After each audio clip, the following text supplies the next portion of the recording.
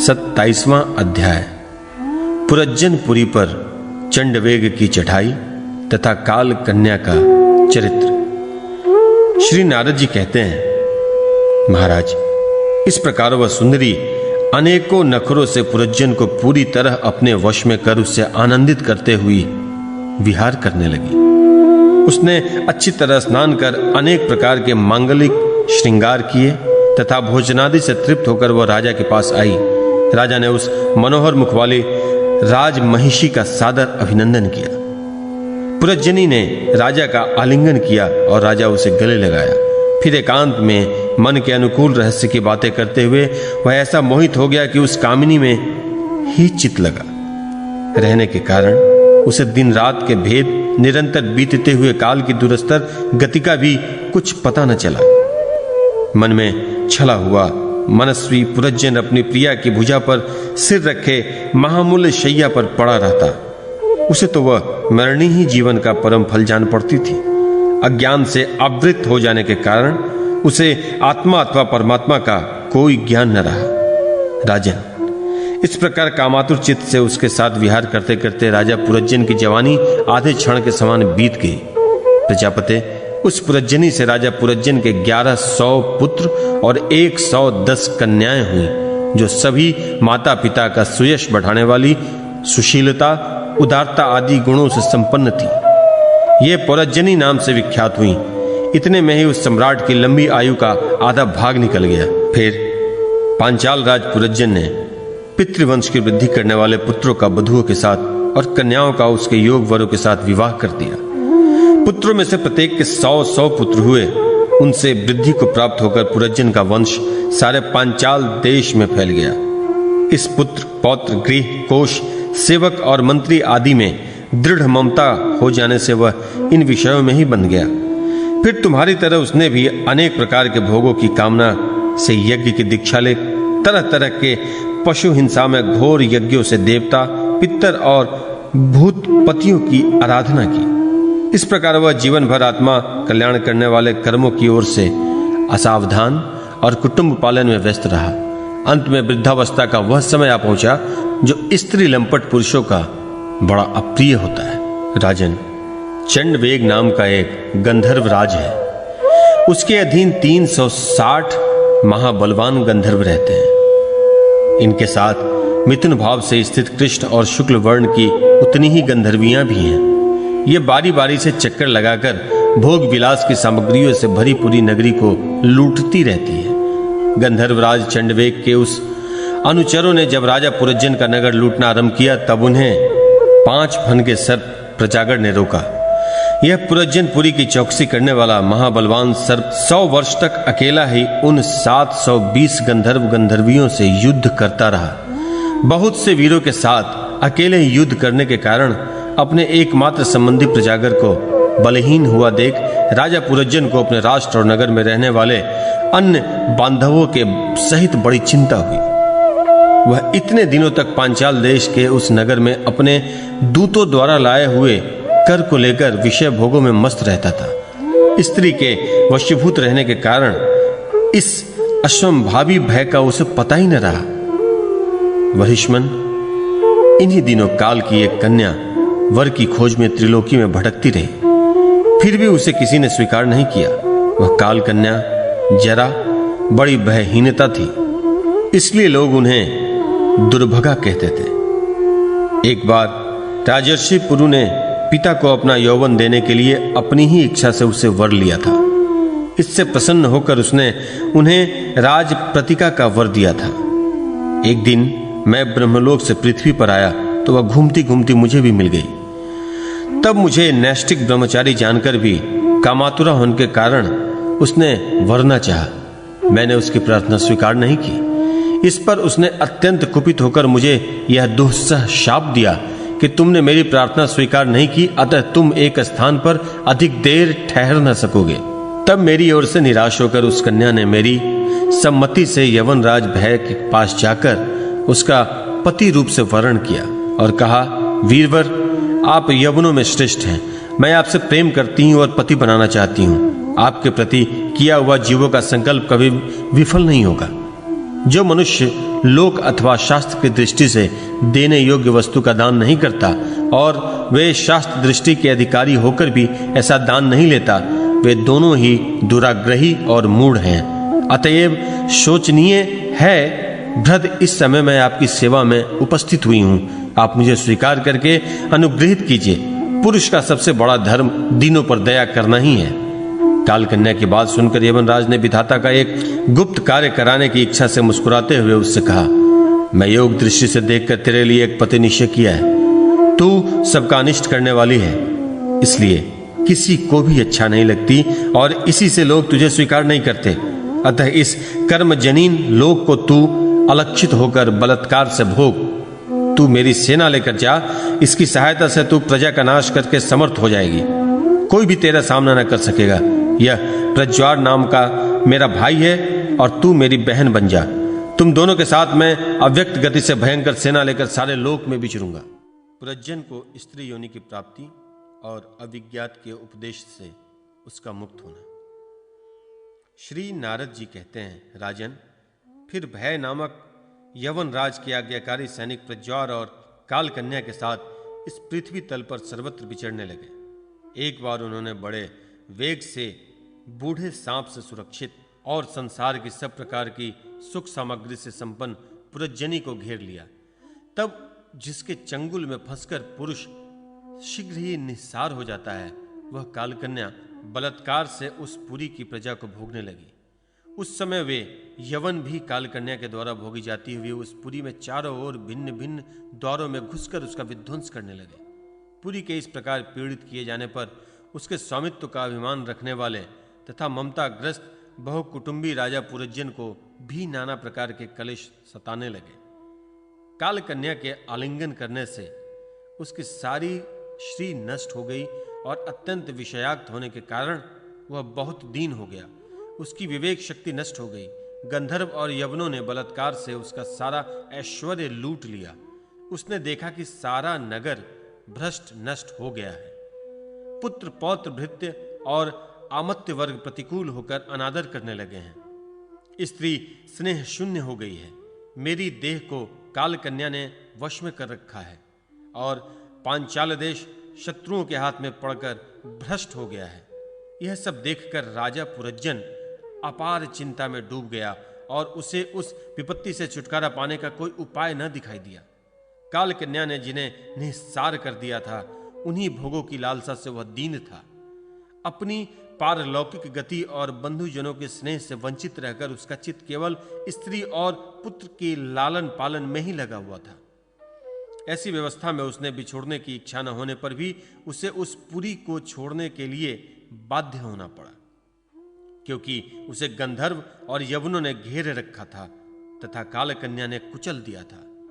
इतने में ही यवनराज भय के बड़े भाई प्रज्वार ने अपने भाई का प्रिय करने के लिए उस सारी पुरी में आग लगा दी। जब वह नगरी जलने लगी, तब पूर्ववासी सेवक वृंद, संतान वर्ग और कुटुंब की स्वामिनी के सहित कुटुंब वस्तल पुरज्जन को बड़ा दुख हुआ। नगर को काल कन्या के हाथ में पड़ा देख उसकी रक्षा करने वाले सर्प को बड़ी पीड़ा हुई, क्योंकि उसके निवास स्थान पर भी यवनों ने अधिकार कर लिया था और प्रज्वार उस पर भी आक्रमण कर रहा था। जब उस नगर की रक्षा करने में वह सर्वथा असमर्थ हो गया, तब जिस प्रकार जलते हुए वृक्ष के कोटर में रहने वाला सर्प उससे निकल जाना चाहता है, उसी प्रकार उसने महान कष्ट से कांपते हुए वहां से भागने की इच्छा की। उसके अंग प्रत्यंग ढीले पड़ गए थे तथा गंधर्वों ने उसकी सारी शक्ति नष्ट कर दी थी। अतः जब यवन शत्रुओं ने उसे जाते देखकर रोक दिया, तब वह दुखी होकर रोने लगा। गृहासक्त पुरज्जन देह गेहादि में मैं मेरेपन का भाव रखने से अत्यंत बुद्धिहीन हो गया था। स्त्री के प्रेम पाश में फंसकर वह बहुत दीन हो गया था। अब जब इसमें बिछोड़ने का समय उपस्थित हुआ, तब वह अपने पुत्री, पुत्र पौत्र, पुत्र वधू, दामाद, नौकर और घर खजाना तथा अन्याय जिन पदार्थों में उनकी ममता भर शेष थी, उसका भोग तो कभी का छूट गया था। उन सब के लिए इस प्रकार चिंता करने लगा, हाय मेरी भार्या तो बहुत घर गृहस्थी वाली है। जब मैं परलोक को चला जाऊंगा, तब यह असहाय होकर किस प्रकार अपना निर्वाह करेगी। इसे इस बाल बच्चों की चिंता ही खा जाएगी। यह मेरे भोजन किए बिना भोजन नहीं करती थी और स्नान किए बिना स्नान नहीं करती थी। सदा मेरी ही सेवा में तत्पर रहती थी। मैं कभी रूठ जाता था तो यह बड़ी भयभीत हो जाती थी और झिड़कने लगता था तो डर के मारे चुप हो जाती थी। मुझसे कोई भूल हो जाती थी तो यह मुझे सचेत कर देती थी। मुझ में इसका इतना अधिक स्नेह है कि यदि मैं कभी परदेश चला जाता तो यह विरह व्यथा में सूख कर कांटा हो जाती थी। यूं तो यह वीर माता है, तो भी मेरे पीछे क्या यह गृहस्थाश्रम का व्यवहार चला सकेगी? मेरे चले जाने पर एकमात्र मेरे ही सहारे रहने वाले ये पुत्र और पुत्री भी कैसे जीवन धारण करेंगे? ये तो बीच समुद्र में नाव टूट जाने से व्याकुल हुए यात्रियों के समान बिलबिलाने लगेंगे। यद्यपि ज्ञान दृष्टि से इसे शोक करना उचित न था, फिर भी अज्ञानवश राजा पुरज्जन इस प्रकार दीन बुद्धि से अपने स्त्री पुत्रादि के लिए शोकाकुल हो रहा था। इसी समय उसे पकड़ने के लिए वहां भयानक यवन राज आधमका।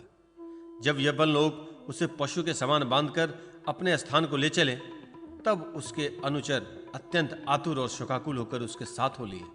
यवनों द्वारा रोका हुआ सर्प भी उस पुरी को छोड़कर इन सब के साथ ही चल दिया। उसके जाते ही सारा नगर छिन्न भिन्न होकर अपने कारण में लीन हो गया। इस प्रकार महाबली यवन राज के बलपूर्वक खींचने पर भी राजा पुरज्जन ने अज्ञानवश अपने हितैषी एवं पुराने मित्र अभिज्ञात का स्मरण नहीं किया। उस निर्दयी राजा ने जिन यज्ञ पशुओं की बलि दी थी, वे उसकी दी हुई पीड़ा याद करके उसे क्रोधपूर्वक कुठारों से काटने लगे। वह वर्षों तक विवेकहीन अवस्था में अपार अंधकार में पड़ा निरंतर कष्ट भोगता रहा। स्त्री की आसक्ति से उसे यह दुर्गति हुई थी। अंत समय में भी पुरज्जन को उसी का चिंतन बना हुआ था। इसलिए दूसरे जन्म में वह नृप श्रेष्ठ विदर्भ राज के यहाँ सुंदरी कन्या होकर, जब यह विदर्भ नंदिनी विवाह योग्य हुई तो विदर्भ राज ने घोषित कर दिया कि इसे सर्वश्रेष्ठ पराक्रमी वीर ही ब्याह सकेगा। तब शत्रुओं के नगरों को जीतने वाले पांडे नरेश महाराज मलध्वज ने समर भूमि में समस्त राजाओं को जीतकर उसके साथ ब्याह किया। उससे महाराज मलध्वज ने एक श्यामलोचना कन्या और उससे छोटे 7 पुत्र उत्पन्न किए, जो आगे चलकर द्रविड़ देश के 7 राजा हुए। राजन, फिर उनमें से प्रत्येक पुत्र के बहुत बहुत पुत्र उत्पन्न हुए, जिसके वंशधर इस पृथ्वी को मनवंतर के अंत तक तथा उसके बाद भी भोगेंगे। राजा मलयध्वज की पहली पुत्री बड़ी व्रतशीला थी। उसके साथ अगस्त ऋषि का विवाह हुआ। उससे उनके दृढ़च्युत नाम का पुत्र हुआ और दृढ़च्युत के इधमुवाह हुआ। अंत में राजर्षि मलयध्वज पृथ्वी को पुत्रों में बांटकर भगवान श्री कृष्ण की आराधना करने की इच्छा से मलय पर्वत पर चले गए। उस समय चंद्रिका जिस प्रकार चंद्रदेव का अनुसरण करती है, उसी प्रकार मत्तलोचना वैदर्भी ने अपने घर, पुत्र और समस्त भोगों को तिलांजलि दे पांडे नरेश का अनुगमन किया। वहां चंद्रवसा, ताम्रपर्णी और बटोत्का नाम की 3 नदियां थीं। उनके पवित्र जल में स्नान करके वे प्रतिदिन अपने शरीर और अंतःकरण को निर्मल करते थे। वहां रहकर उन्होंने कंद, बीज, मूल, फल, पुष्प, पत्ते, तृण और जल से निर्वाह करते हुए बड़ा कठोर तप किया था। इससे धीरे धीरे उनका शरीर बहुत सूख गया। महाराज मलयध्वज ने सर्वत्र समदृष्टि रखकर शीत, उष्ण, वर्षा, वायु, भूख, प्यास, प्रिय, अप्रिय और सुख दुखादि सभी द्वंद्वों को जीत लिया। तप और उपासना से वासनाओं को निर्मूल कर तथा यम नियम आदि के द्वारा इंद्रिय, प्राण और मन को वश में करके वे आत्मा में ब्रह्म भावना करने लगे। इस प्रकार 100 दिव्य वर्षों तक अस्थाणु के समान निश्चल भाव से एक ही स्थान पर बैठे रहे। भगवान वासुदेव में सुदृढ़ प्रेम हो जाने के कारण इतने समय तक उन्हें शरीर आदि का भी भान न हुआ। राजन, गुरु स्वरूप साक्षात श्री हरि के उपदेश किए हुए तथा अपने अंतःकरण में सब ओर स्फुरित होने वाले विशुद्ध विज्ञान दीप से उन्होंने देखा कि अंतःकरण की वृत्ति का प्रकाशक आत्मा स्वप्राणावस्था की भांति देहादि समस्त उपाधियों में व्याप्त तथा उनसे पृथक भी हैं। ऐसा अनुभव करके वे सब ओर से उदासीन हो गए। फिर अपनी आत्मा को परब्रह्म में और परब्रह्म को आत्मा में अभिन्न रूप से देखा और अंत में इस अभेद चिंतन को भी त्याग कर सर्वथा शांत हो गए। राजन, इस समय पति परायणा वैदर्भी सब प्रकार के भोगों को त्याग कर अपने परम धर्मज्ञ पति मलध्वज की सेवा बड़े प्रेम से करती थी। वह चीर वस्त्र धारण किए रहती, व्रत उपवास आदि के कारण उनका शरीर अत्यंत कृश हो गया था और सिर के बाल आपस में उलझ जाने के कारण उनमें लटें पड़ गई थी। उस समय अपने पतिदेव के पास अंगार भाव को प्राप्त धूम रहित अग्नि के समीप अग्नि की शांत शिखा के समान सुशोभित हो रही थी। उसके पति परलोक वासी हो चुके थे, परंतु पूर्ववत स्थिर आसन से विराजमान थे। इस रहस्य को न जानने के कारण वह उनके पास जाकर उनकी पूर्ववत सेवा करने लगी। चरण सेवा करते समय जब उसे अपने पति के चरणों में गर्मी बिल्कुल नहीं मालूम हुई, तब तो वह झुंड से बिछुड़ी हुई मृगी के समान चित्त में अत्यंत व्याकुल हो गई।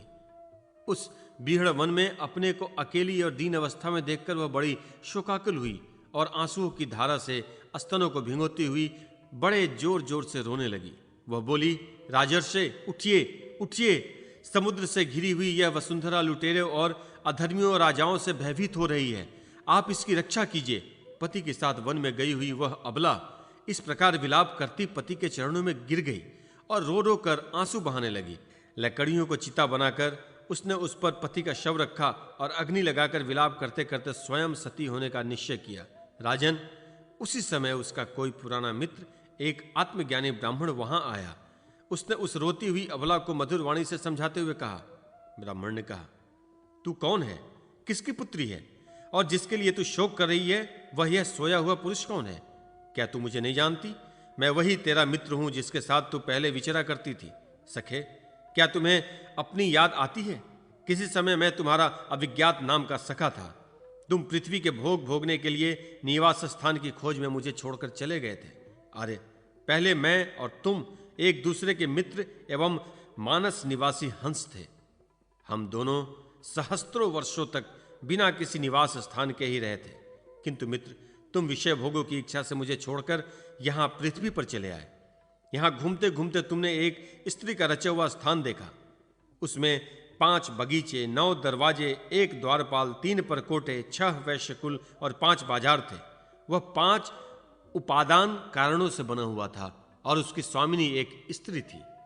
महाराज, इंद्रियों के 5 विषय उसके बगीचे थे, 9 इंद्रिय छिद्र द्वार थे, तेज जल और अन्न 3 परकोटे थे, मन और 5 ज्ञानेंद्रियां, 6 वैश्यकुल थे, क्रिया शक्ति रूप कर्मेंद्रियां ही बाजार थी, 5 भूत ही उसके कभी क्षीण न होने वाले उपादान कारण थे और बुद्धि शक्ति ही उसकी स्वामिनी थी।